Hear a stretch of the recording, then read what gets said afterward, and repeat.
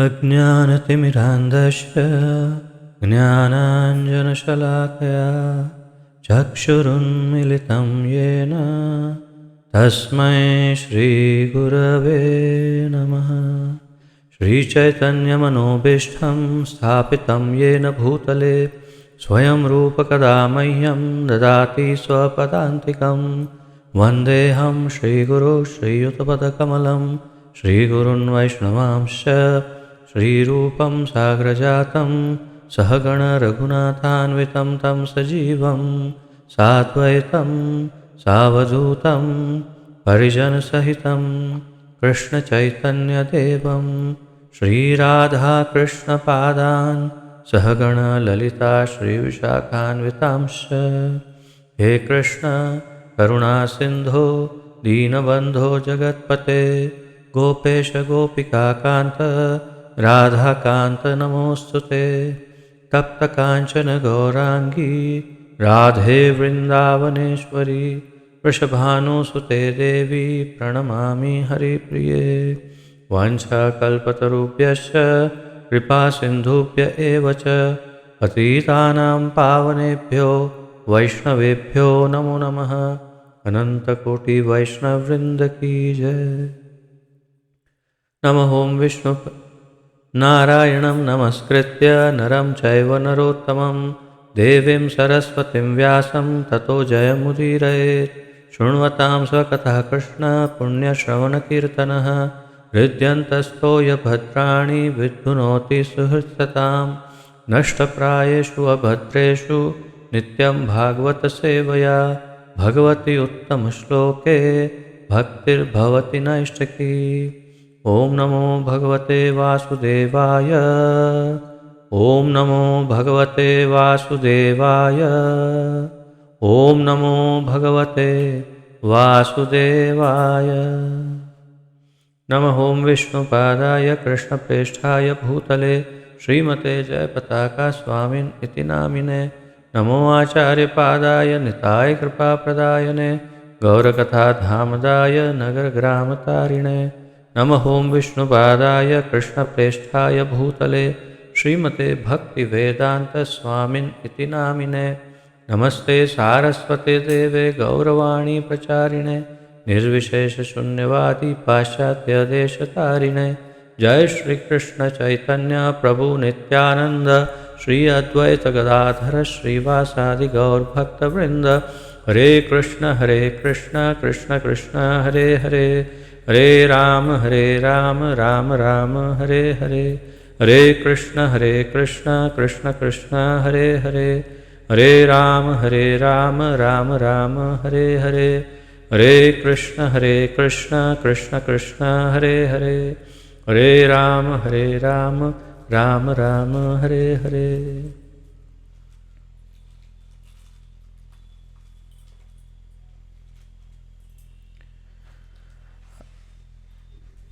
आप सबका बहुत बहुत स्वागत है आज के इस अत्यंत महत्वपूर्ण दिव्य ज्ञान यज्ञ में, जिसके अंतर्गत हम सम्मिलित रूप से श्रीमद् भागवत महापुराण का अध्ययन कर रहे हैं, जिसके अंतर्गत हमने अब तक भूमिका का कुछ हिस्सा अध्ययन कर लिया है। इस श्रीमद् भागवत का अनुवाद हमारे इस्कॉन के संस्थापक आचार्य श्रीमद् श्रील अभय चरणारविंद भक्तिवेदांत स्वामी श्रील प्रभुपाद जी ने किया है। श्रील प्रभुपाद की जय।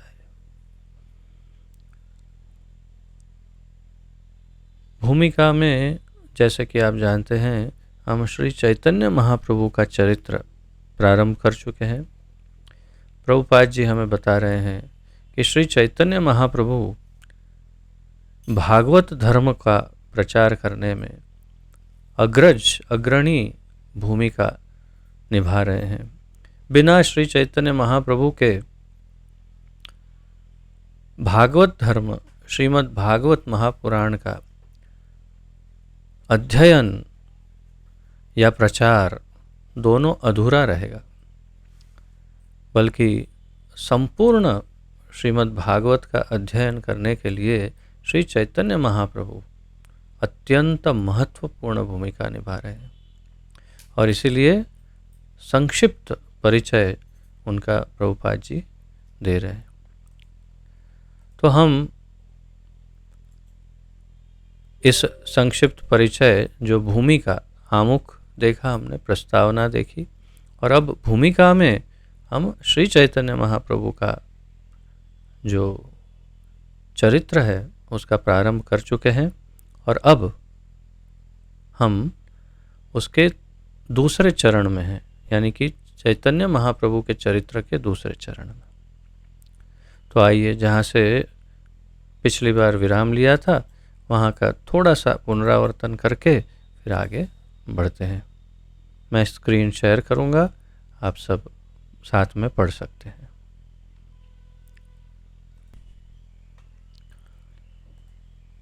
तो हमने शुरुआत इस प्रकार की, श्रीमद् भागवत के प्रचारक भगवान श्री चैतन्य के जीवन तथा उपदेशों का संक्षिप्त परिचय। श्रील प्रभुपाद जी ने उनका संक्षिप्त परिचय दिया। कब प्रकट हुए बंगाल में, कौन से वर्ष में, उनके माता पिता का नाम क्या है, और कौन से स्थान पर विशेष रूप से प्रकट हुए, उनके माता पिता का परिचय दिया। तत्पश्चात उनके परिवार में और अधिक परिचय दिया, उनके भ्राता, उनकी बहनों का। ये बताया कि 48 वर्ष तक श्री चैतन्य महाप्रभु ने प्रकट लीला की इस धरती पर, फिर अप्रकट हुए। उसमें से बिल्कुल इसके मध्य में विभाजित किया, यानी 24 वर्ष उन्होंने सांसारिक लीला की और 24 वर्ष संन्यास लीला। तो ये सारा परिचय उन्होंने दिया। गृहस्थ जीवन में प्रविष्ट हुए, 2 पत्नियां हुई उनकी, लक्ष्मी प्रिया माता और विष्णु प्रिया माता। 16 वर्ष की आयु में माता विष्णु प्रिया को वियोग सहना पड़ा और जगन्नाथपुरी रहने का आग्रह उनकी माता ने किया, शची देवी ने, जिनके कारण महाप्रभु स्थायी रूप से जगन्नाथपुरी रहे। उसमें भी प्रथम 6 वर्ष उन्होंने भारत भ्रमण में निकाले, जो विशेष रूप से दक्षिण भारत में। तत्पश्चात उन्होंने निरंतर अन्य 18 वर्ष जो है निरंतर जगन्नाथपुरी में बिताए और अत्यंत दिव्य उन्होंने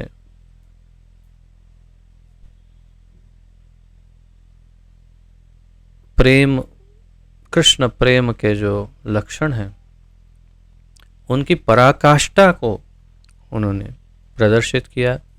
अष्ट सात्विक विकारों से उन्होंने अपनी भक्ति को प्रदर्शित किया।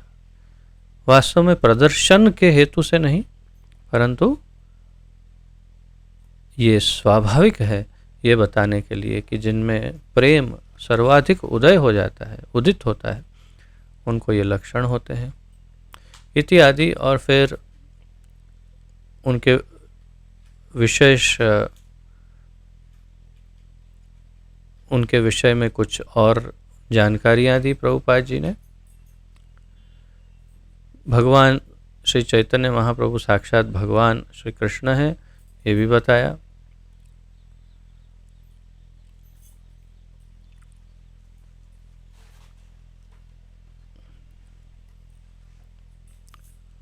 अब आज हम भगवान श्री चैतन्य महाप्रभु के अनेक भक्त जो हैं उनके विषय में आज यहाँ से प्रारंभ करेंगे जानकारी, और फिर आगे श्री चैतन्य महाप्रभु की कथा, संक्षिप्त कथा जो है वो जारी रहेगी। तो आइए आज प्रारंभ करते हैं जहाँ से हमने विराम लिया था। भगवान चैतन्य के अनेक भक्तों ने जैसे कि वृंदावन दास ठाकुर, श्री लोचन दास ठाकुर, श्रील कृष्णदास कविराज गोस्वामी, श्री कवि कर्णपुर, श्रील प्रबोधानंद सरस्वती, श्रील रूप गोस्वामी, श्रील सनातन गोस्वामी, श्रील रघुनाथ भट्ट गोस्वामी, श्रील जीव गोस्वामी, श्रील गोपाल भट्ट गोस्वामी, श्रील रघुनाथ दास गोस्वामी ने तथा विगत 200 वर्षों में श्रील विश्वनाथ चक्रवर्ती ठाकुर, श्रील बलदेव विद्याभूषण, श्रील श्यामानंद गोस्वामी, श्रील नरोत्तम दास ठाकुर, श्रील भक्ति विनोद ठाकुर तथा अंत में श्रील भक्ति सिद्धांत सरस्वती ठाकुर, यानी हमारे गुरु महाराज प्रभुपाद जी लिख रहे हैं, यानी प्रभुपाद जी के गुरुदेव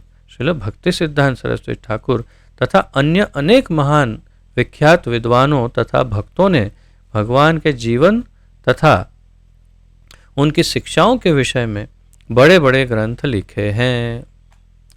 तो यहाँ सार रूप में क्या बताना चाहते हैं प्रभुपाद जी? जितने वैष्णव ठाकुरों का यहाँ नाम लिया प्रभुपाद जी ने, इन्होंने सब ने श्री चैतन्य महाप्रभु के ऊपर कुछ न कुछ लिखा अवश्य है, और किसी ने बड़े छोटे ग्रंथों के द्वारा श्री चैतन्य महाप्रभु के दर्शन पूरे विश्व को करवाए। यहाँ तक कि श्रील भक्ति सिद्धांत सरस्वती ठाकुर ने भी लिखा।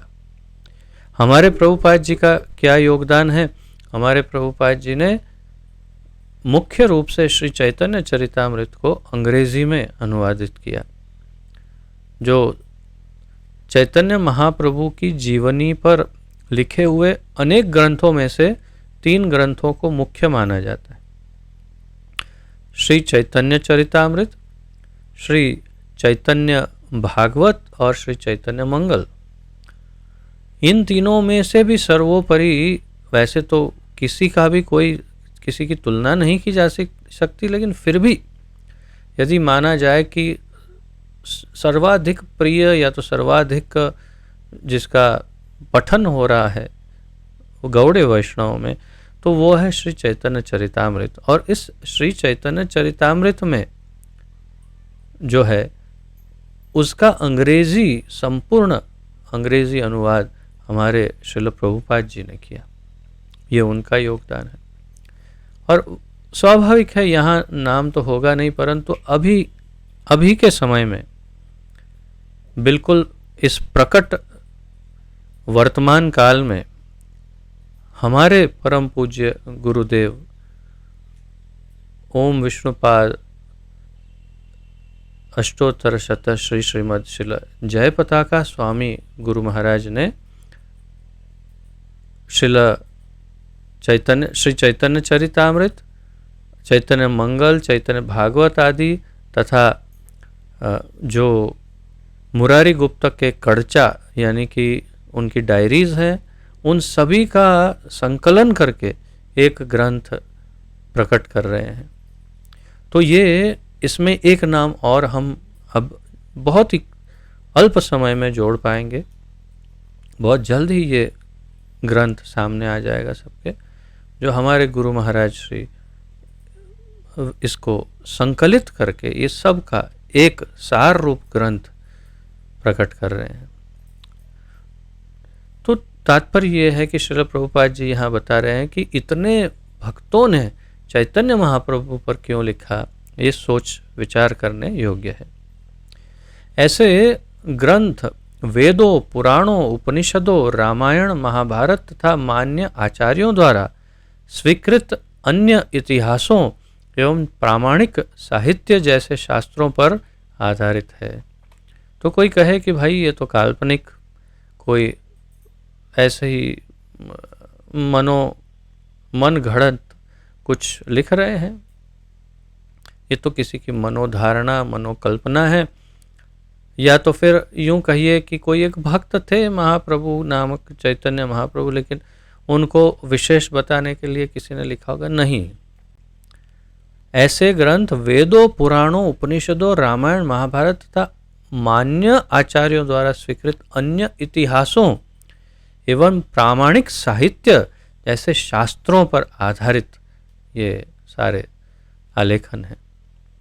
अर्थात ये कोई भी मनोकल्पना मनोधारणा नहीं है, ये वास्तविकता है जो श्री भगवान स्वयं है, उन्हीं का ये वर्णन है। उनकी रचना अद्वितीय है और उनका प्रस्तुतिकरण अतुलनीय है और वे सब दिव्य ज्ञान से परिपूर्ण है। तो इनकी रचना अद्वितीय है, ऐसी कोई दूसरी नहीं, और प्रस्तुतिकरण जिस प्रकार प्रस्तुत किया है वो भी, अब देखिए इस भागवत को ही देखिएगा कैसे प्रभुपाद जी ने प्रस्तुत किया है, अतुलनीय है, कोई दूसरा इस प्रकार प्रस्तुत नहीं कर सकता। वैसे ही ये सारे ग्रंथ हैं जिनका अभी हमने जिन आचार्यों के नाम लिए उन्होंने जो प्रस्तुत किए, और वे सब दिव्य ज्ञान से परिपूर्ण हैं, ये सारे ग्रंथ जो लिखे गए होंगे इनके द्वारा। दुर्भाग्यवश विश्व के लोग अब भी उनसे अनजान हैं, अब कम अनजान हैं। जो 50-55 वर्ष पूर्व जब ये प्रभुपाद जी ने लिखा होगा, तब जितने अनजान थे उससे अभी कम अनजान हैं। अब तो काफ़ी लोग चैतन्य महाप्रभु को जानने लगे, वो भी श्रील प्रभुपाद जी की ही कृपा से। तो और कह रहे हैं, किंतु जब यह सारा साहित्य जो मुख्य रूप से संस्कृत तथा बंगला में है विश्व के सामने प्रकाश में आएगा और जब विचारशील लोगों के समक्ष प्रस्तुत होगा, तब यह, अब यहाँ पर कुछ चित्र हैं, वो चित्रों को थोड़े चित्र देख करके फिर हम आगे बढ़ते हैं, क्योंकि ये प्रिंटेड बुक है। श्रील प्रभुपाद की जय, पतित पावन जगत गुरु श्रील प्रभुपाद की जय। प्रभुपाद जी के चरणों की वंदना करते हैं और फिर हमारे जो पूर्ववर्ती आचार्यगण हैं उनके यहाँ पर कुछ चित्र प्रस्तुत किए हैं, तथा श्री पंचतत्व है, श्री चैतन्य महाप्रभु आदि, और फिर अनेक चित्र हैं, परंतु हम एक एक नहीं देखने जाएंगे, हम डायरेक्टली चलते हैं उस पेज पर जहाँ पर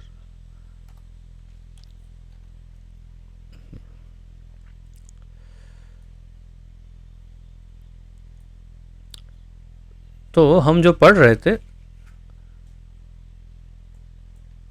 फिर से थोड़ा सा पुनरावर्तन करके, तो विश्व के सामने प्रकाश में आएगा, और कब, जब ये सारा साहित्य मुख्य रूप से संस्कृत तथा बंगला में है, विश्व के सामने प्रकाश में आएगा जब विचारशील लोगों के समक्ष प्रस्तुत होगा, तब यह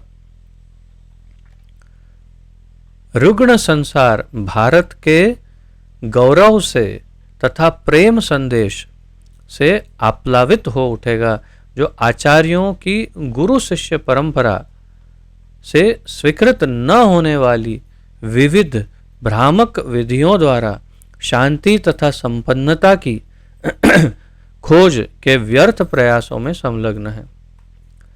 प्रभुपाद जी सार रूप में ये कह रहे हैं कि जब ये ग्रंथ सारे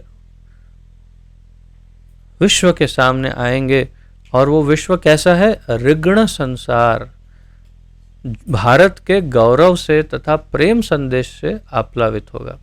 ऋग्ण रोगी संसार, पूरा संसार रोगी है, रोगग्रस्त। ऐसा रोगी संसार जो है वो जब इसके संपर्क में आएगा तो प्रेम संदेश जो इस ग्रंथ में है उससे आप्लावित हो उठेगा, जो आचार्यों की गुरु शिष्य परंपरा से स्वीकृत न होने वाली विविध भ्रामक विधियों द्वारा शांति तथा संपन्नता की खोज के व्यर्थ प्रयासों में संलग्न है। तो ये ऋग्ण संसार क्यों ऋग्ण है, रोगी क्यों है? क्योंकि ये गुरु शिष्य परंपरा से जो ज्ञान आता है, शुद्ध ज्ञान, उस ज्ञान को नहीं स्वीकार करते, या तो उस ज्ञान के बारे में जानते नहीं, कोई किसी व्यक्ति विशेष द्वारा दिए हुए ज्ञान से ये हमेशा अपने आप को सज्ज करते हैं। जैसे साइंटिस्ट, जैसे सेल्फ मेड गुरुज यानी अपने आप बने हुए गुरु इत्यादि, उनके ज्ञानों से ये अपने आप को सज्ज करते हैं और विविध भ्रामक विधियां उसके द्वारा शांति तथा संपन्नता की खोज करते हैं। ऐसी विधियां जो मनुष्य द्वारा प्रस्तुत है, जो शास्त्रों में वेदों में है, ऐसी विधि नहीं। Self made knowledge, self made gurus, bogus gurus और साइंटिस्ट, इनके ज्ञान से शांति स्थापित करने का, लेकिन ये सब व्यर्थ प्रयास में उलझे हुए रहते हैं, इसलिए रुग्ण है, रोगी है। और इससे ये प्रेम संदेश जब प्राप्त करेंगे श्री चैतन्य महाप्रभु का, तब आप्लावित हो उठेंगे, आनंदित, एकदम प्रसन्न चित्त हो जाएंगे और सारा उनका रोग दूर हो जाएगा। कितना सुंदर निरूपण किया प्रभुपाद जी ने श्री चैतन्य महाप्रभु की कथा का।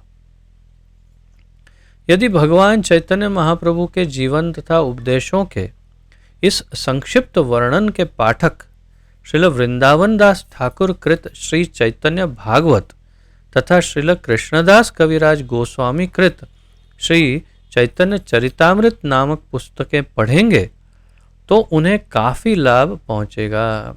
तो जैसे मैंने बताया, 3 मुख्य ग्रंथों में और एक है जो लोचनदास ठाकुर द्वारा लिखित चैतन्य मंगल, तो ये श्री वृंदावन दास ठाकुर द्वारा रचित विरचित श्री चैतन्य भागवत तथा श्रील कृष्णदास कविराज गोस्वामी द्वारा विरचित श्री चैतन्य चरितामृत नामक पुस्तकें पढ़ेंगे तो उन्हें काफ़ी लाभ होगा।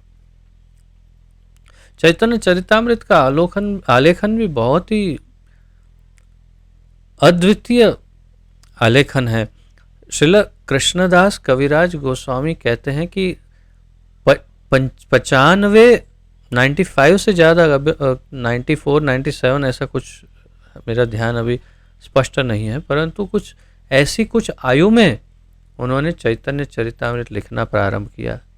उस आयु तक तो 90% लोग पहुंचते नहीं हैं, और अगर कोई पहुंच गया है 90+, 90 साल की आयु से ऊपर कोई अगर पहुंच गया है, तो आप ये समझिए कि न उसके आँख, न कान, न हाथ, न कुछ भी चलेगा, न बुद्धि भी चलेगी। बुढ़ापा संपूर्ण रूप से उसे ग्रसित कर चुका होगा। उस अवस्था में इन्होंने हजारों श्लोक का श्री चैतन्य चरितामृत जो है उसकी रचना की। तो ये कैसे संभव हो सकता है?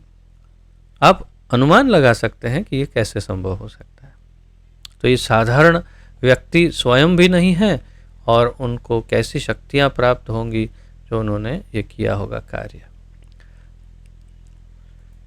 जहाँ तक भगवान चैतन्य के बाल्यकाल का संबंध है, उसका अत्यंत मनोहारी वर्णन श्री चैतन्य भागवत के रचयिता ने किया है, यानी वृंदावन दास ठाकुर ने। और जहाँ तक उनकी शिक्षाओं का संबंध है, वे चैतन्य चरितामृत में भली भांति व्याख्यायित है। तो ऐसा भी कहते हैं कि वास्तव में इन दोनों ने मेल जोल, तालमेल के साथ रचनाएं की। कुछ का वर्णन बहुत अधिक और विस्तार से चैतन्य चरितामृत में है, तो उन घटनाओं का वर्णन उतने विस्तार से चैतन्य भागवत में नहीं है, और जिनका विस्तार से वर्णन चैतन्य भागवत में है, उनका चैतन्य चरितामृत में नहीं है। और जो इन दोनों का कुछ वर्णन जो थोड़ा उतना विस्तारित नहीं हो, तो आपको चैतन्य मंगल में मिल जाएगा। अब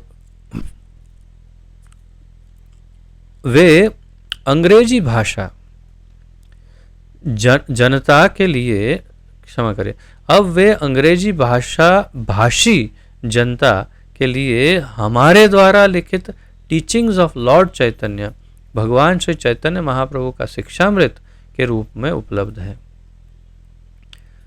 श्रील प्रभुपाद कह रहे हैं कि जो महाप्रभु की शिक्षाएं हैं केवल उतना, तो teachings of Lord Chaitanya TLC या तो भगवान श्री चैतन्य महाप्रभु का शिक्षामृत, उस रूप में श्रील प्रभुपाद जी ने एकदम संक्षिप्त, बहुत ही छोटी साइज में उस ग्रंथ को प्रदर्शित किया है। और इस दास के द्वारा भी पूर्ण इस ग्रंथ के ऊपर लेक्चर्स दिए हुए हैं। हमारी YouTube चैनल पर ये उपलब्ध है।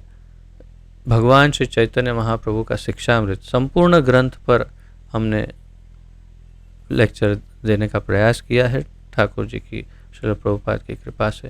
तो आप हमारी चैनल पर भी इसे सुन सकते हैं। बहुत ज़्यादा नहीं है, बहुत ही कम, क्योंकि बहुत छोटा सा ग्रंथ है, लेकिन बहुत ही महत्वपूर्ण है। उसका भी सार यहाँ पर अवश्य देंगे श्रील प्रभुपाद जी। तो आगे बताते हैं श्रील प्रभुपाद जी, महाप्रभु के प्रारंभिक जीवन का अंकन उनके प्रमुख भक्त तथा समकालीन श्रील मुरारी गुप्ता द्वारा किया गया, जो उस समय के एक चिकित्सा शास्त्री वैद्य थे। श्रील मुरारी गुप्ता, जैसे यहाँ बताया प्रभुपाद जी ने, महाप्रभु के प्रारंभिक जीवन का अंकन उनके प्रमुख भक्त तथा समकालीन, तो उनके जो विशेष बहुत ही करीबी भक्त हैं उनमें से एक है, अत्यंत करीबी भक्तों में से एक है श्रील मुरारी गुप्ता। अब देखिए, हम ये बात काफ़ी स्पष्ट पिछले लेक्चर में सुन चुके हैं कि श्री चैतन्य महाप्रभु स्वयं कृष्ण हैं। तो कृष्ण लीला में जितने भी थे लोग, जितने उनके पार्षद भगवान कृष्ण के, वो सभी मुख्य रूप से लगभग वे सभी श्री चैतन्य लीला में भी एक या दूसरे रूप में अवतरित हुए। उदाहरण के रूप में, जैसे अगर हम श्रीमती राधा रानी की बात करें तो श्रील गदाधर पंडित राधा रानी हैं वास्तव में। हम यदि ललिता विशाखा की बात करें तो श्री स्वरूप दामोदर गोस्वामी और श्रील रामानंद राय ललिता विशाखा सखी हैं। ऐसे ही हम यदि श्रील मुरारी गुप्ता की बात करें तो ये एक ऐसे विशेष अवतरण है जो कृष्ण अवतार में डायरेक्टली उनका रोल नहीं था, लेकिन अवश्य उन्होंने अपना रोल निभाया है, परंतु मुख्य रोल इनका था रामलीला में। और कहते हैं कि मुरारी गुप्ता जो है वे स्वयं हनुमान जी के अवतार है और ये वास्तव में राम जी के बड़े भक्त हैं। यहाँ पर हमारे श्री वृंदावन धाम परिक्रमा में एक जगन्नाथ मंदिर है, जहाँ उन मुरारी गुप्ता का जगन्नाथ जी का श्री विग्रह स्थापित है। विश्राम वट, जहाँ पर श्री चैतन्य महाप्रभु ने विश्राम किया था।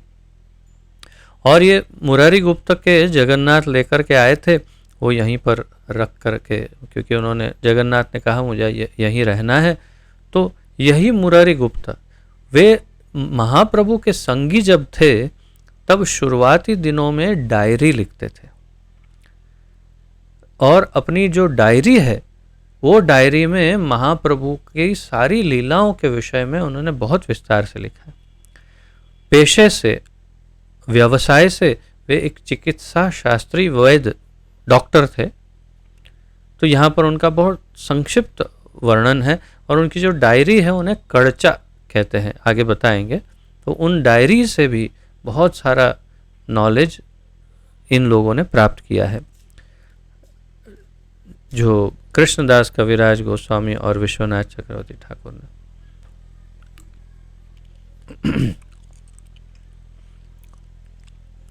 महाप्रभु का बाद का जीवन उनके निजी सचिव श्री दामोदर गोस्वामी या श्रील स्वरूप दामोदर द्वारा अंकित किया गया, जो पुरी में भगवान के निरंतर संगी बने रहे। तो मैंने जैसे अभी आपको परिचय दिया कि ये ललिता सखी के अवतार माने जाते हैं, तो वे स्वयं हमेशा निरंतर सतत महाप्रभु के साथ रहते हैं। और उन्होंने जो कुछ भी महाप्रभु का संग प्राप्त किया वो भी वे लिखते थे, और वो सब भी बड़ा महत्वपूर्ण स्रोत रहा इन ग्रंथ रचयिताओं के लिए।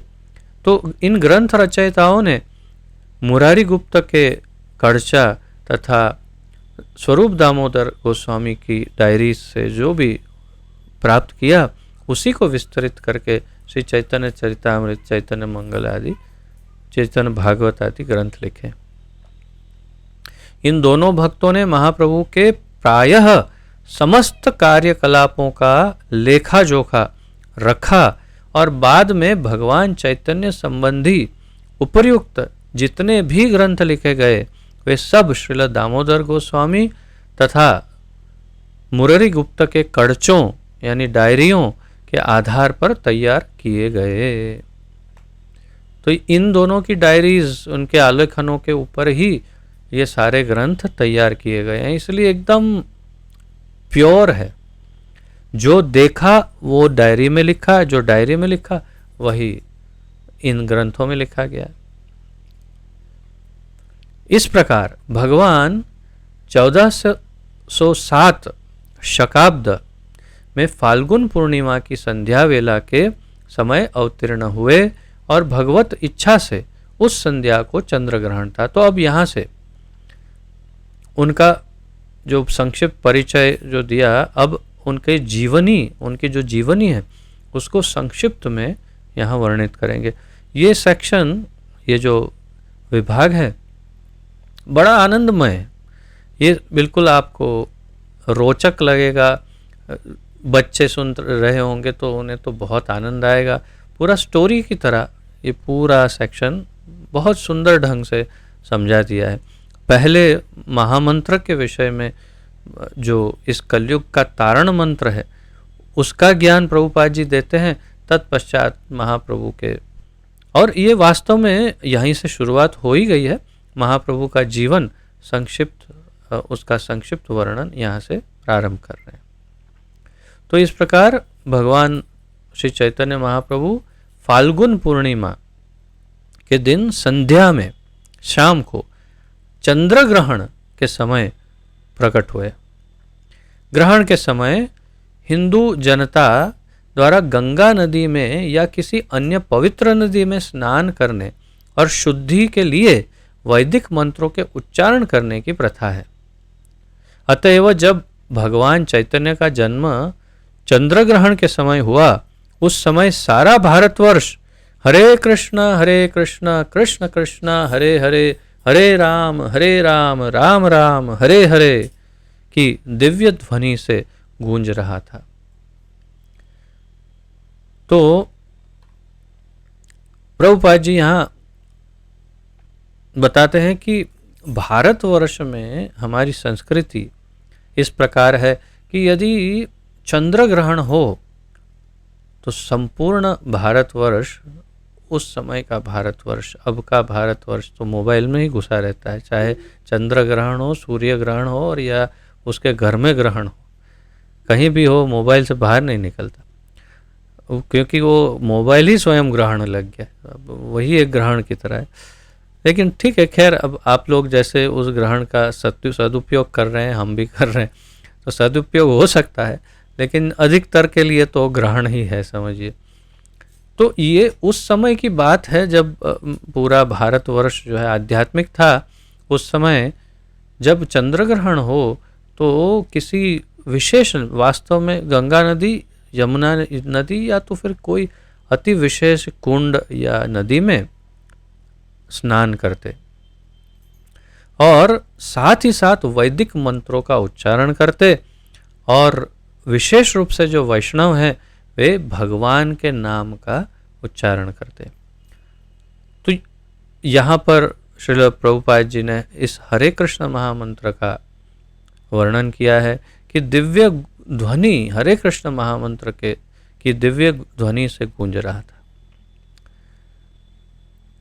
भगवान के ये 16 नाम अनेक पुराण तथा उपनिषदों में उल्लेखित हैं। तो ये 16 नाम हरे, कृष्ण हरे कृष्ण कृष्ण कृष्ण हरे हरे, हरे राम राम राम हरे हरे। ये 16 शब्द। तो ये 16 शब्द जो है, 16 नाम अनेक पुराणों तथा उपनिषदों में उल्लेखित हैं। और इस युग में तारक ब्रह्म और इस युग में यानी कलयुग में, कली युग में तारक ब्रह्म नाम से वर्णित है। जैसे कि अगर एक उदाहरण लिया जाए तो कली संतरण उपनिषद, जो कलयुग के ऊपर ही लिखा हुआ उपनिषद है, 108 उपनिषदों में से एक है कली संतरण उपनिषद। कली संतरण यानी कली को कैसे पार किया जाए, कलयुग को, उसका उपनिषद उसमें लिखा हुआ है। नारद मुनि ब्रह्मा जी से पूछते हैं कि मैंने अनेक युगों में अनेक मंत्रों का प्रयोग किया, लोगों को दिए, लेकिन लगता है सारे मंत्र कलयुग में फेल हो रहे हैं, ऐसा लग रहा है। तो कलयुग में क्या किया जाए, आप बताइए पिताजी। नारद मुनि ब्रह्मा जी से पूछते हैं। तो ब्रह्मा जी उत्तर देते हैं, हरे कृष्ण कृष्ण कृष्ण हरे हरे, हरे राम राम राम हरे हरे। इति षोडशकम नाम कली कल्मषः नाशनम नातः परतर उपाय सर्ववेदेषु दृश्यते। क्या बताते हैं? ये हरे कृष्ण महामंत्र जो है, हरे कृष्ण मंत्र, तो इति षोडशकम नाम, ये 16 शब्दों वाला नाम या मंत्र, कली कल्मष नाशनम, कलयुग का हर प्रकार का कल्मष, हर प्रकार का दुख, तकलीफ, परेशानियां, कष्ट, वेदनाएं, सब कुछ कल्मष जो है कचरा, नाशनम, कलयुग का कचरा, ये 16 शब्दों का मंत्र साफ करेगा। नातः परतर उपाय, इससे और अच्छा, परतर, इससे ऊपर श्रेष्ठ और कोई उपाय नहीं है। कौन बोल रहा है? भगवान ब्रह्मा बोल रहे हैं, नारद मुनि से कह रहे हैं। नातः परतर उपाय सर्व वेदेषु दृश्यते, दृश्यते यानी मैंने देखा। क्या देखा? किसमें देखा? सर्व वेदेषु, मैंने सारे वेद देख लिए हैं, लेकिन सारे वेदों में इस हरे कृष्ण महामंत्र जैसा कलयुग के लिए सर्वश्रेष्ठ उपाय और दूसरा मुझे कोई नहीं दिखा। ब्रह्मा जी ने नारद मुनि को कहा। तो इस प्रकार हरे कृष्ण महामंत्र का प्रचलन महाप्रभु ने किया। आगे बताएंगे, शास्त्रों का अभिमत है कि यदि भगवान के इन पवित्र नामों का निरअपराध भाव से जप कीर्तन किया जाए तो पतित जीवों का भव बंधन से उद्धार हो सकता है। तो शास्त्रों का क्या अभिमत है? विशेष रूप से पद्म पुराण में 10 नाम अपराध बताए गए हैं। उन 10 नाम अपराधों से, नाम के प्रति अपराध, भगवान के नाम के प्रति अपराध, यदि कोई इन 10 नाम अपराधों से बच करके यदि भगवान के इस मंत्र का उपयोग करता है, हरे कृष्ण महामंत्र का, तो वो भव बंधन से उसका उद्धार हो जाएगा, वो मुक्त हो जाएगा। भारत में तथा अन्यत्र भगवान के असंख्य नाम हैं और वे सभी समान रूप से उत्तम हैं, क्योंकि वे सभी पूर्ण पुरुषोत्तम भगवान के सूचक हैं। तो भारत में तथा अन्यत्र भगवान के असंख्य नाम हैं। प्रभुपाद जी कह रहे हैं भारत में और अन्यत्र भी। तो यदि भगवान का कोई भी नाम हो तो वो सब एक समान है और उत्तम है। भगवान के जो नाम है वो उत्तम है, क्योंकि वे सभी पूर्ण पुरुषोत्तम भगवान के सूचक हैं। लेकिन वो नाम भगवान, पूर्ण पुरुषोत्तम भगवान का होना चाहिए।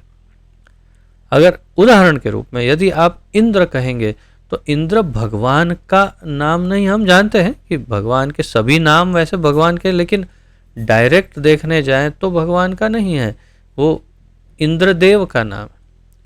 लेकिन आप भगवान कृष्ण या नारायण के जितने नाम हैं उनमें से किसी एक नाम की बात करें तो पूर्ण पुरुषोत्तम भगवान के नाम का सूचक है, और वो समान रूप से पावनकारी है।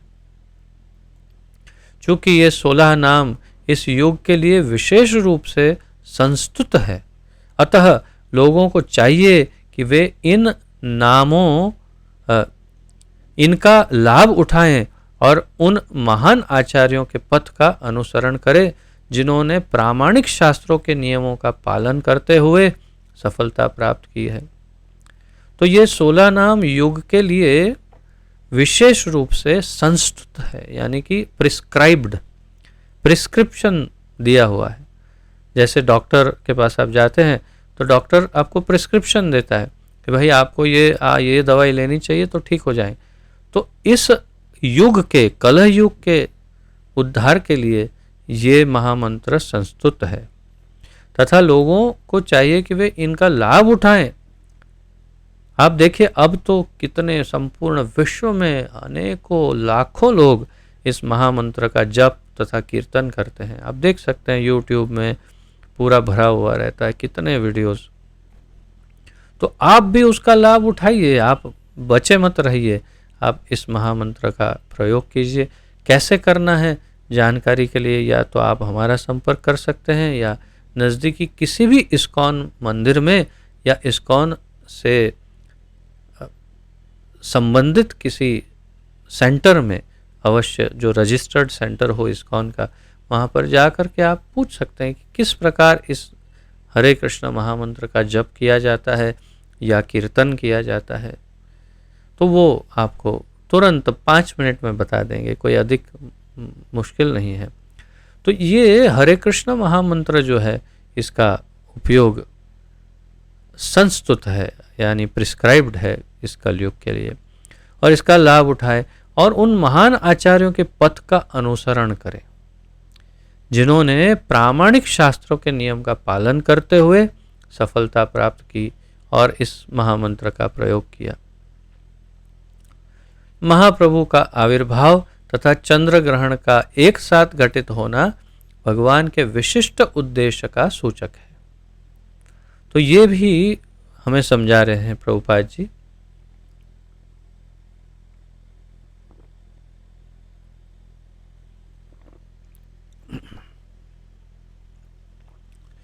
कि चंद्र ग्रहण और भगवान का आविर्भाव यानी प्राकट्य दोनों एक समय पर अनायास नहीं हुए।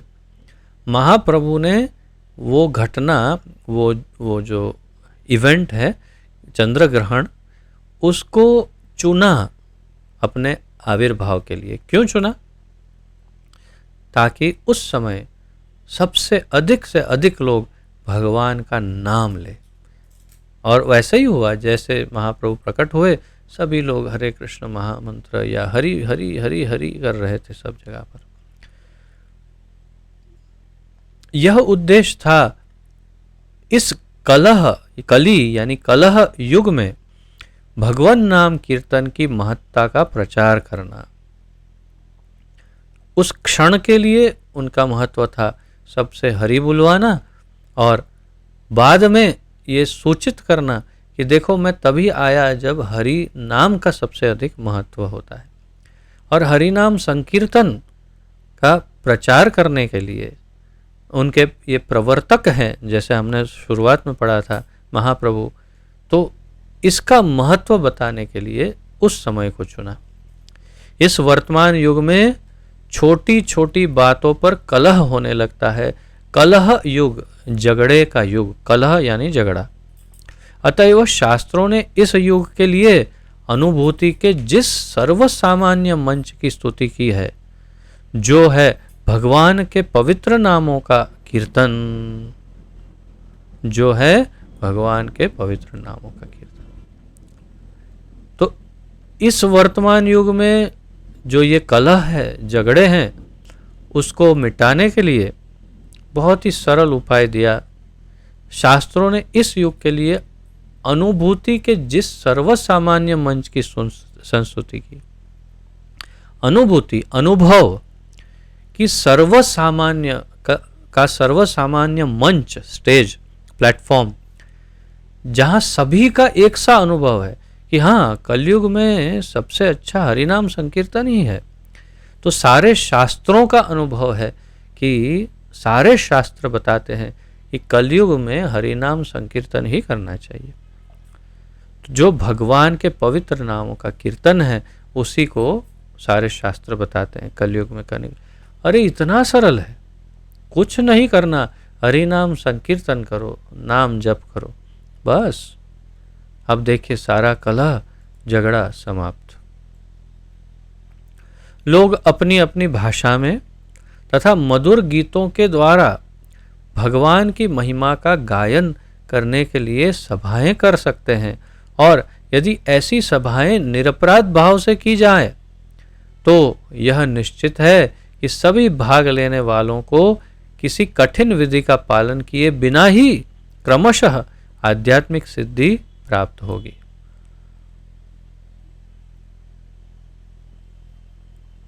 अपनी अपनी भाषा में तथा मधुर गीतों के द्वारा भगवान की महिमा का गान करने के लिए सभाएं कर सकते हैं। यानी कि जैसे बंगाल में गांवों में आज भी रात्रि में, संध्या में, रात्रि में सब मिलजुल करके हरिनाम संकीर्तन करते हैं। पहले गुजरात में भी ऐसा हुआ करता था, रामायण जी का पाठ, हरिनाम संकीर्तन, भजन। अब ये बहुत कम होता जा रहा है, परंतु ऐसा आयोजन करना चाहिए, और यही इस कलयुग का युग धर्म भी है। हरिनाम संकीर्तन इस कलयुग का युग धर्म है जो शास्त्र बताते हैं। तो ये जैसे कि भागवत में बताया, कृते यद ध्यायतो विष्णुम त्रेतायाम यजतो मखैहि द्वापरे परिचर्यायाम कलौ तद हरि कीर्तनात्। ये श्रीमद् भागवत में बताया है कि कलयुग का युग धर्म है कलौ तत् हरि कीर्तनात्। हरि कीर्तन करो, बस संपूर्ण युग का युग धर्म हो जाएगा। जबकि सत्य युग में भगवान नारायण पर ध्यान करना युग धर्म था। कृते यद ध्यायतो विष्णु, त्रेतायाम यजतो मकई, त्रेता युग में यज्ञ हवन करना, वो होम करना, वो युग धर्म था। द्वापरे परिचर्यायाम, द्वापर युग में पूरे ठाकुर जी के विग्रह की स्थापना करके, उनकी सेवा करके, अर्चन करके, पूजन करके, और संपूर्ण विश्व में तीर्थ यात्रा करना, ये सब युग धर्म था द्वापर का। परंतु कलौ तत् हरि कीर्तनात्, कलयुग में केवल हरिनाम संकीर्तन। इसलिए प्रभुपाद जी बता रहे हैं कि ऐसी सभाएं निरपराध भाव से की जाए तो यह निश्चित है कि सभी भाग लेने वालों को किसी कठिन विधि का पालन किए बिना ही क्रमशः आध्यात्मिक सिद्धि प्राप्त हो जाएगी। यदि केवल हरिनाम संकीर्तन करेंगे तो भी आध्यात्मिक सिद्धि प्राप्त हो जाएगी। कोई कठिन विधि का पालन नहीं करना पड़ेगा, बहुत ही सरल विधि है हरिनाम संकीर्तन। ऐसी सभाओं में विद्वान तथा मूर्ख, धनी तथा निर्धन, हिंदू तथा मुसलमान, अंग्रेज तथा भारतीय एवं चांडाल तथा ब्राह्मण सभी दिव्य शब्दों को सुन सकते हैं, और इस तरह वे अपने मन के दर्पण से भौतिक संसर्ग की धूल को साफ कर सकते हैं। चेतो दर्पण मार्जनम भव महादावाग्नि निर्वापणम, श्रेयः कैरव चंद्रिका वितरणम विद्या विदु जीवनम। चेतो दर्पण मार्जनम, चेत हृदय, चेतो दर्पण, हृदय एक दर्पण है, मिरर है, आईना। मार्जनम, उसको साफ करो, धूल जमी है उस पर। तो ऐसी सभाएं जब ये सब एक साथ मिलकर करेंगे, हिंदू मुसलमान ये वो, तो क्या होगा? तो जब इन शब्दों को सुनेंगे, भगवान के नाम को, और अपने मन के या हृदय के दर्पण से भौतिक संसर्ग, इस भौतिक संसार की जो धूल है वो साफ कर सकते हैं। अभी हम सब के अंतःकरण पर, मन पर, मानस पटल पर, चेत हृदय पर इस भौतिक संसार की माया की धूल जमी हुई है। उसे साफ करने के लिए विद्युनोति सुहृत सताम, जैसे हम शुरुआत में कहते हैं, तो ये भागवत की कथा तथा हरिनाम संकीर्तन, ये दोनों मिलकर के हृदय को साफ कर देते हैं। नष्ट प्रायेषु अभद्रेषु नित्यम भागवत सेवया, भगवती उत्तम श्लोके भक्तिर्भवती नैष्ठिकी। तो नित्यम भागवत से, जब भागवत का पाठ करेंगे और महामंत्र का कीर्तन करेंगे तो हृदय एकदम साफ दर्पण जैसा हो जाएगा। भगवान के उद्देश्य की पूर्ति के लिए विश्व के समस्त लोगों को चाहिए कि वे पवित्र भगवान नाम को मनुष्य जाति के लिए सार्वभौमिक धर्म के, मानवीय सार्वभौम धर्म की पुष्टि के लिए सर्वसामान्य मंच के रूप में स्वीकार करें। प्रभुपाद जी एक सुझाव दे रहे हैं कि भगवान के उद्देश्य की पूर्ति के लिए, भगवान की इच्छा की पूर्ति के लिए विश्व के सभी लोगों को इस भगवान के नाम का सर्वसामान्य मंच के रूप में स्वीकार करना चाहिए। यानी कि सभी को इस हरे कृष्ण महामंत्र को स्वीकारना चाहिए। अब आपको आश्चर्य होगा, परंतु विदेशों में भारत से अधिक इस महामंत्र को स्वीकारा जा रहा है। आप लोगों ने शायद यूट्यूब में या व्हाट्सएप पर कभी वीडियो देखा हो कि कुछ कुछ तो विदेशी जो पार्लियामेंट है उसमें भी भक्त जाकर के हरे कृष्ण महामंत्र का गान करते हैं। और पार्लियामेंट में यदि हरे कृष्ण महामंत्र का कीर्तन गान होता है तो इसका अर्थ है धीरे धीरे धीरे लोग इसे सर्वसामान्य मंच पर स्वीकार करते जा रहे हैं। भारत में मुश्किल है क्योंकि हम तो बटे हुए हैं इतने सारे संप्रदायों में। दूसरे शब्दों में भगवान श्री चैतन्य महाप्रभु के अवतरण के साथ साथ पवित्र नाम का भी अवतरण हुआ, ये महत्वपूर्ण वाक्य है।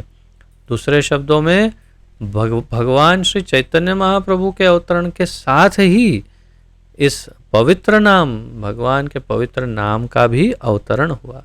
कली काले नाम रूपे कृष्ण अवतार, कली काले नाम रूपे कृष्ण अवतार, नाम हयते हय सर्व जगत निस्तार। अगर नाम है तो ही इस सर्व जगत का निस्तार हो सकता है। क्यों? क्योंकि कली काले नाम रूपे कृष्ण अवतार, कृष्ण स्वयं नाम रूप में अवतरित हो चुके हैं, और जब नाम होगा तो ही इस जगत का निस्तरण हो पाएगा। अब महाप्रभु की कथा। अभी महाप्रभु अपनी माता की गोद में ही थे कि जब जब उनके पास एकत्र महिलाएं पवित्र नाम का कीर्तन करती और तालियां बजाती तो वे अपना रोना बंद कर देते। तो ये तो शुरुआत से ही उन्होंने दिखाया, ये लीला का प्रदर्शन किया। जैसे ही वे रोने लगते तो लोग अलग अलग कभी कोई वो झुनझुना बजाते हैं, कभी ताली मारते, कभी अरे लू लू लू ऐसे ऐसे कुछ कुछ करते हैं। लेकिन कुछ भी कर लो महाप्रभु रोते बंद नहीं करते। कोई बोलता है हरि बोल तो एकदम बंद हो जाते, शांत हो जाते। हाँ, महिलाओं से वाह ये अच्छा है, चलो दूसरी बार ट्राई करेंगे। फिर महाप्रभु रोए रोए रोए, जब बोले हरि हरि हरि हरि, शांत हो गए। तो सारी महिलाओं ने अब इसी को अपना लिया कि हाँ हरि, यानी महाप्रभु ने प्रीचिंग, अपना जो प्रीचिंग है, आप और हम तो कितनी बड़ी आयु में प्रीचिंग स्टार्ट करते हैं, महाप्रभु ने तो गोदी में माँ की गोद से ही प्रीचिंग स्टार्ट कर दिया। इससे श्रेष्ठ प्रीचिंग का उदाहरण और क्या हो सकता है? आप कहेंगे प्रचार, तो प्रचार का सबसे अच्छा उदाहरण भी महाप्रभु ने ही प्रस्तुत किया। माँ की गोद से ही प्रचार, हरि नाम का प्रचार प्रारंभ कर दिया। देखिए, इस विशिष्ट घटना को सारे पड़ोसी अत्यंत आश्चर्य तथा आदर के साथ देखते थे। क्यों? अरे, ऐसा बालक कौन है, कौन हो सकता है जो इतनी छोटी आयु में केवल हरि नाम से शांत होता है? इसलिए आश्चर्य और आदर होता था सबको। कभी कभी छोटी लड़कियां भगवान को रुलाने और फिर पवित्र नाम के जप द्वारा उन्हें चुप कराने में आनंद लेती थी। छोटी छोटी बच्चियां जानबूझकर रुलाती और फिर हरि नाम लेकर शांत करती। उनके लिए तो एक खिलौने जैसा, रमकड़ू गुजराती में कहते हैं, ऐसे थे महाप्रभु। बस रुलाया फिर हरि नाम से शांत कराया, फिर रुलाया फिर शांत कराया। महाप्रभु उसमें भी आनंद स्वयं लेते, क्योंकि जानते थे कि इस तरह से हरि नाम तो ले रही है लड़कियां। इस तरह महाप्रभु अपने बाल्यकाल से ही पवित्र नाम की महत्ता का उपदेश देने लगे थे। बाल्यकाल से ही पवित्र नाम की महत्ता का उपदेश देना, प्रीचिंग करना स्टार्ट कर दिया। वे बाल्यकाल में निमाई कहलाते थे। यह नाम उनकी प्यारी माता द्वारा रखा गया था, क्योंकि महाप्रभु का जन्म उनके पिता के घर के आंगन में उगे एक नीम के वृक्ष के नीचे हुआ था। तो माता उनको बड़े प्रेम से निमाई, ओ निमाई ऐसे करके बुलाती। जैसे हमारे ब्रज में लल्ला, ओ लाला ऐसे बुलाते ठाकुर जी को, तो सच्ची माता जो स्वयं यशोदा मैया ही है, वो उनको निमाई कह के पुकारती थी।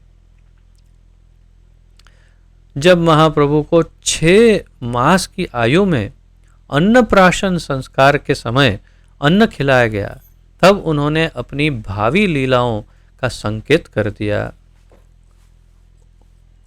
अब तो जब संस्कार की बात करते हैं तो एक ही संस्कार सबको पता होता है, अंतिम संस्कार।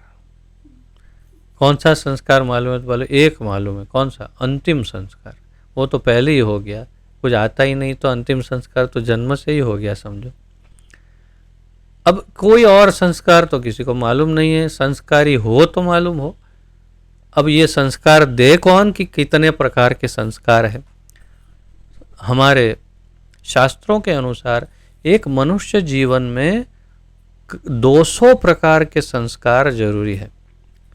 उसमें से कम से कम निकालेंगे तो कुछ 10-12 ऐसे संस्कार हैं जो एकदम अनिवार्य है। उसमें से जैसे गर्भाधान संस्कार, गर्भ में शिशु लाने के पहले ही पति पत्नी के बीच में ये संस्कार किया जाए, यज्ञ, तब जाकर के उनके गर्भ में शिशु हो, उसे गर्भाधान संस्कार कहते हैं। वहीं से शुरुआत होती है बच्चे की, फिर उसका अंदर अलग अलग यज्ञोपवीत, नामकरण संस्कार और अन्नप्राशन संस्कार, ये संस्कार वो संस्कार, फिर विवाह संस्कार और धीरे धीरे। तो इसमें से एक है अन्नप्राशन संस्कार, अर्थात जब पहली बार अन्न खिलाया जाता है बच्चे को तो अन्नप्राशन संस्कार। हमारे वहाँ तो अभी भी कुछ तो होता ही है उसका, कुछ न कुछ। बंगाल में तो बहुत अच्छा होता है अन्नप्राशन, परंतु बाकी भारत में भी कहीं कुछ न कुछ करते हैं। विदेशों में तो आप सोचिए क्या करते होंगे, मैं कल्पना ही कर सकता हूँ क्या करते होंगे। बच्चा थोड़ा सा बड़ा हो जाए तो बर्गर लेके मुंह में डाल देते होंगे, ले खा बर्गर, बन जा गड़बड़। बर्गर खा गड़बड़ हो जा, ऐसा कुछ करते। और क्या करेंगे, उनको तो कुछ संस्कार है ही नहीं जब, तो क्या करेंगे।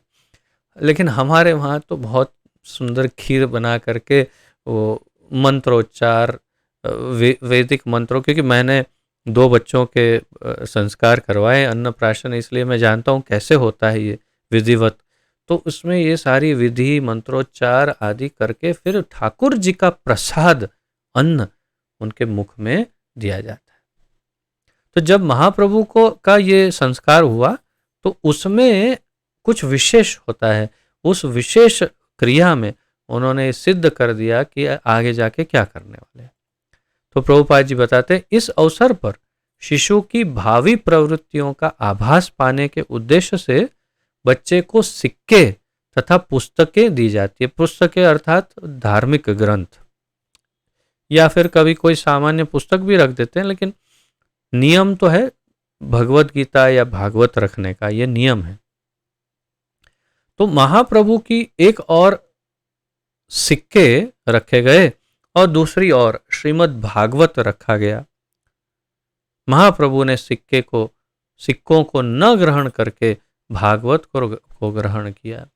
तो आप समझ पा रहे होंगे शायद कि बच्चे का जब अन्नप्राशन संस्कार हो रहा है तो एक कोने में सामने कहीं रूम में सिक्के, धन इत्यादि रखा जाता है, एक कोने में भागवत रखी जाती है, और फिर बच्चे को छोड़ दिया जाता है यहाँ से कि ओके गो, तो तुम जाओ, ये दोनों में से कोई। तो वो सामने देखता है तो या तो सिक्कों के पास जाता है या भागवत के पास जाता है।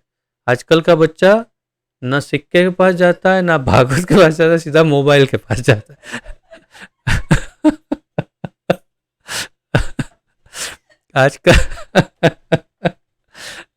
क्षमा करिए, आजकल के बच्चे सीधे मोबाइल के पास दौड़ेंगे क्योंकि उनको तो इन दोनों से क्या मतलब है। लेकिन महाप्रभु सिक्कों की तरफ नहीं गए, श्रीमद् भागवत को जाकर के उठा लिए। तो ये उससे सिद्ध होता है कि आगे ये विद्वान बहुत ही उच्च वैष्णव बनेंगे या समाज सुधारक बन सकते हैं। ये तो खैर स्वयं भगवान है। तो जब वे बाल रूप में आंगन में घुटनों के बल चलना सीख रहे थे कि एक दिन उनके समक्ष एक सर्प प्रकट हुआ और महाप्रभु उससे खेलने लगे। आंगन में एक सर्प आया और उसको देखकर महाप्रभु उससे खेलने लग गए।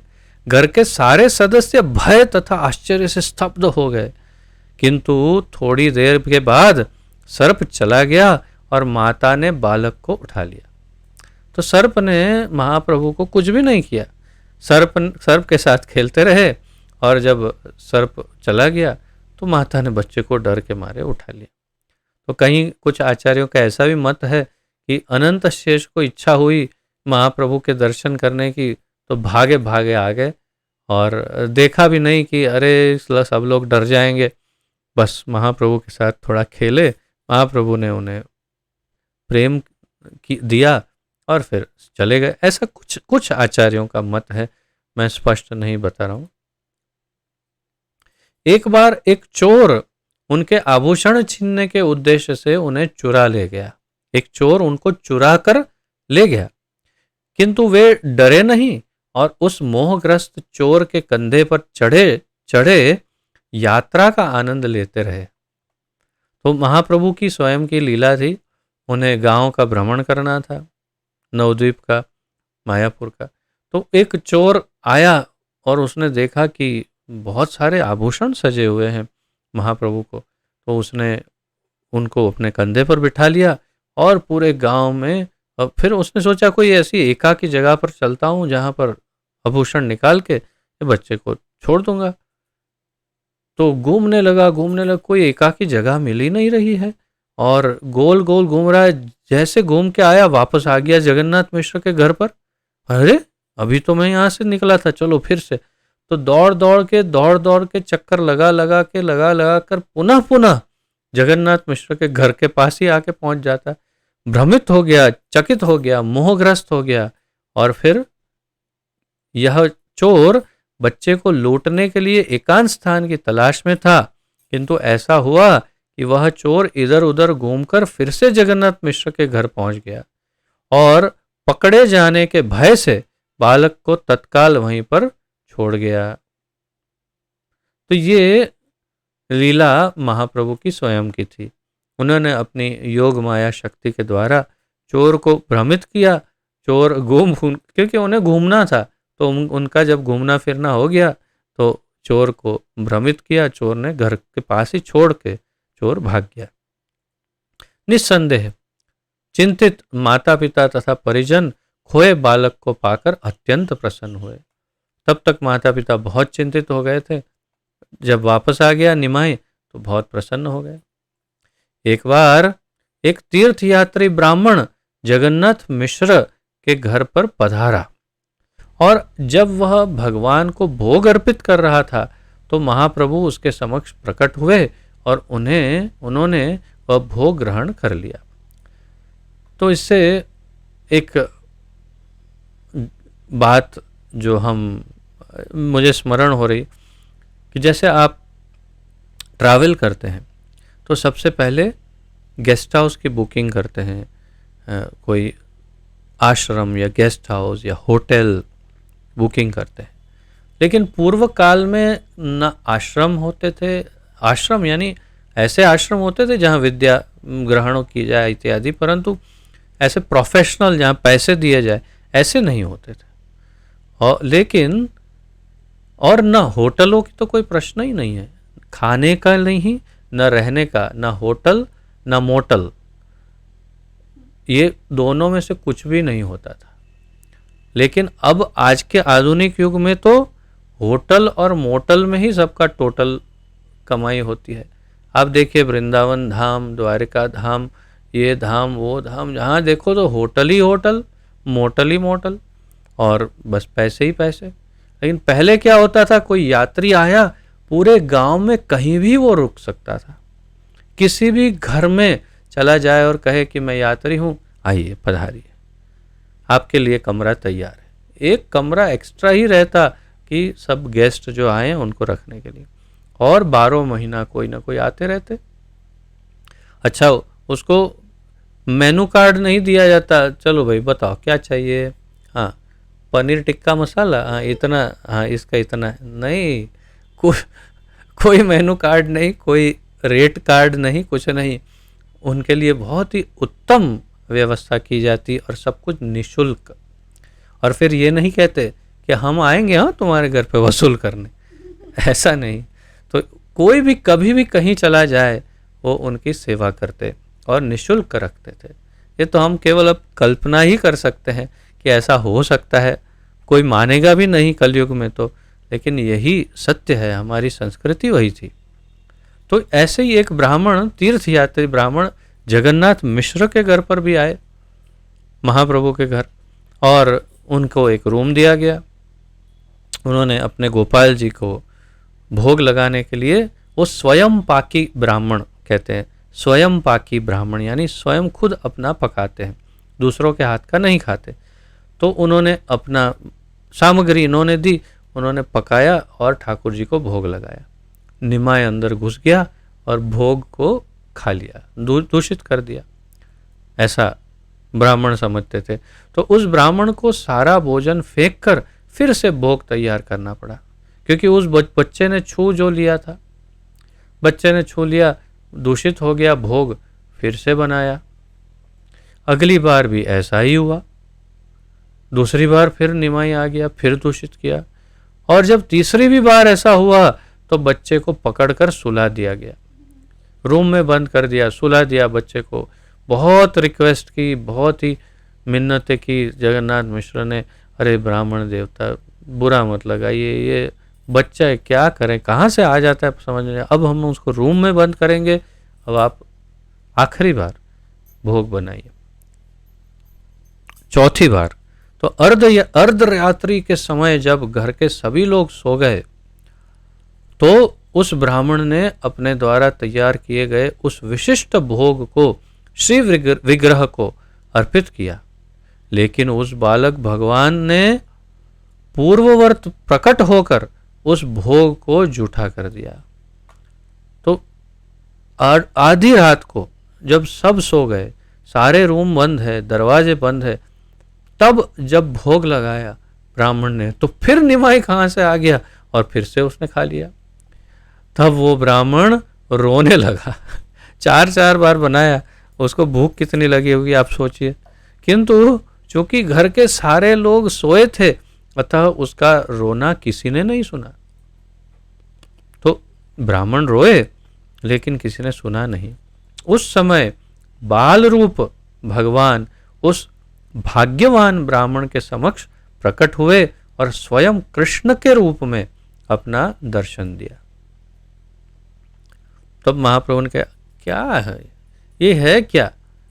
एक तो पहले भोग मेरे लिए बनाते हो, मुझे भोग लगाते हो, मैं जब खाने आता हूं तो रोते हो, डांटते हो, गुस्से हो जाते हो।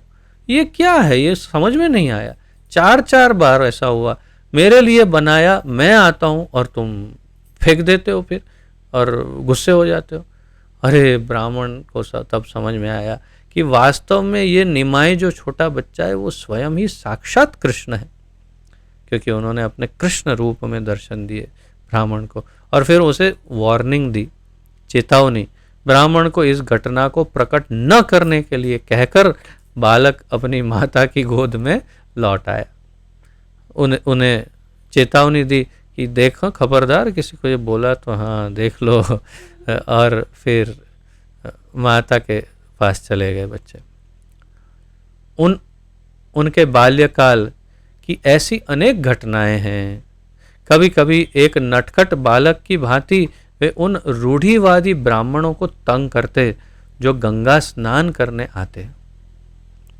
जो ब्राह्मण स्नान करने आते, रूढ़िवादी प्राचीन विचारधारा वाले ब्राह्मण नदी के अंदर से जाकर के मगरमच्छ की तरह उनके पैर खींचते, धोती खींचते इत्यादि, उनको परेशान करते। जब ब्राह्मणों ने उनके पिता से शिकायत की कि वे पाठशाला जाने के बदले उन पर पानी फेंकते हैं, तो वे सहसा अपने पिता के समक्ष स्कूल के वेशभूषा में पुस्तक लिए प्रकट हो गए, मानो वो सीधे स्कूल से ही आ रहे हो। तो सारे ब्राह्मण गए, चलो आज तो शिकायत करेंगे, जगन्नाथ मिश्र को बताएंगे तुम्हारा बच्चा स्कूल नहीं जाता, पाठशाला नहीं जाता, हमारे पास आता है, हमें परेशान करता है और नदी में आकर के हमें तंग करता है, तुम आज उसको दंडित करो। सब गए जगन्नाथ मिश्र के सामने और कंप्लेन की। दूसरे कोने में से हाथ में पुस्तक लिए, एकदम साफ सुथरे कपड़ों में, एकदम मुंह नीचे लटकाए, एकदम अच्छे बच्चे की तरह पाठशाला से निमाई वापस आया। आश्चर्यचकित हो गए ब्राह्मण, अरे ये तो अभी हमारे साथ नदी में सब पूरे गंदे थे कपड़े, उसके पूरा रेत और पानी से भरा हुआ था, ये पुस्तक, इतने साफ सुथरे कपड़े, ये सब कहाँ से हो गया? तो भगवान उनके साथ ऐसी लीला करते।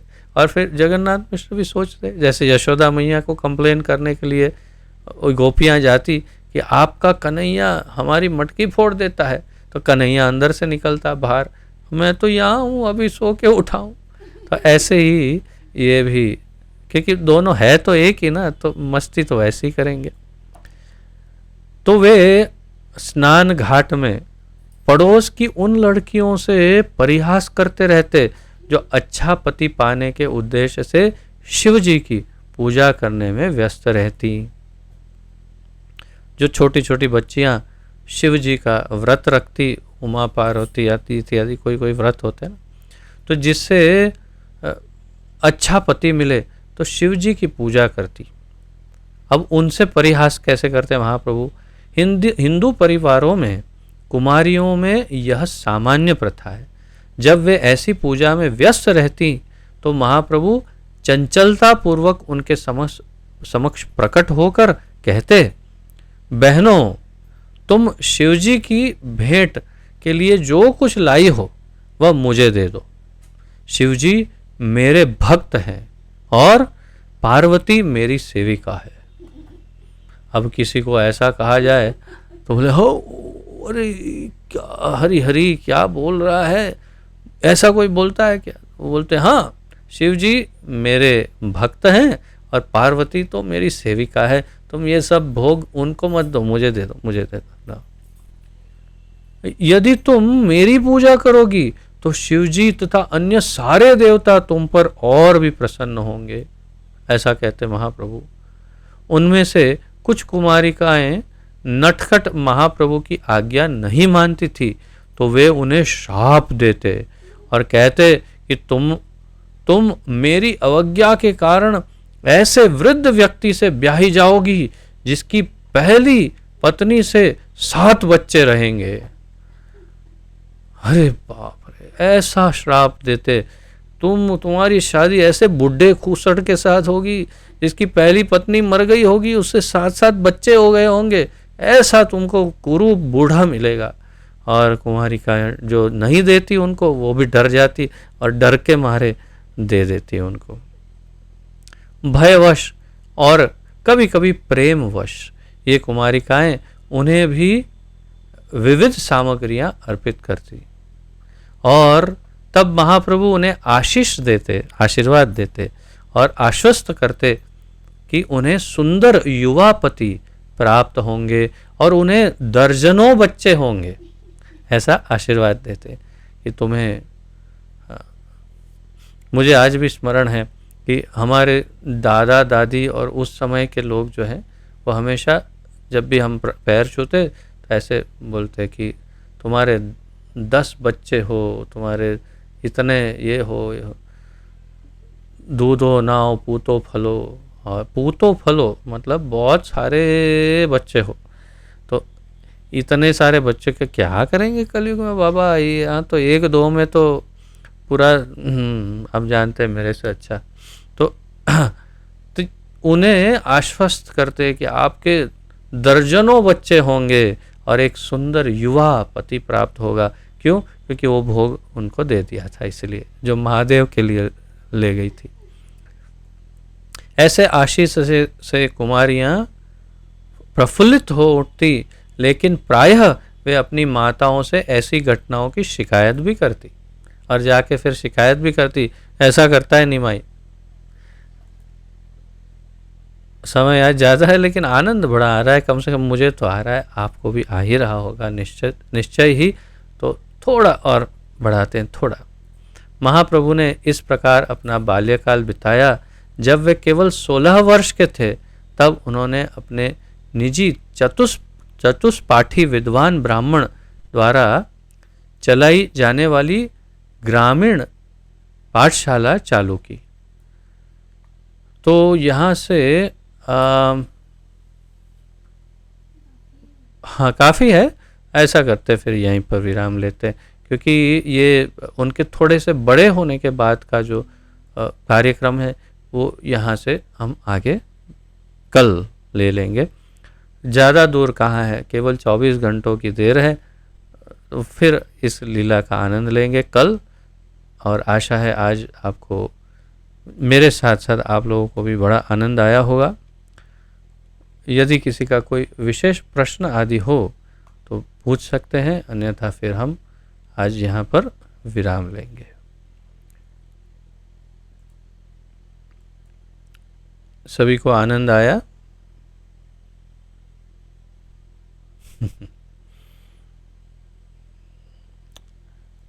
जय हो। तो आज भी काफ़ी भक्त जुड़े हैं, मैं देख सकता हूँ। आप सभी का स्वागत है।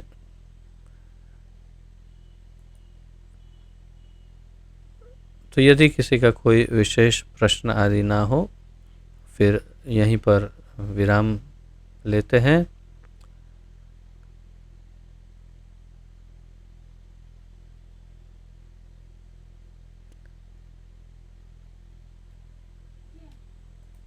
तो यदि किसी का प्रश्न या उत्कंठा जिज्ञासा आदि ना हो तो विराम लेते हैं यहाँ पर। पतित पावन जगत गुरु श्रील प्रभुपाद की जय। ग्रंथराज श्रीमद् भागवतम की जय। पतित पावन गुरुदेव की जय। निताय गौर प्रेमानंदे हरि हरि बोल। श्री चैतन्य महाप्रभु की जय। हरे कृष्ण कृष्ण कृष्ण हरे हरे, हरे राम राम राम हरे हरे। आप सभी का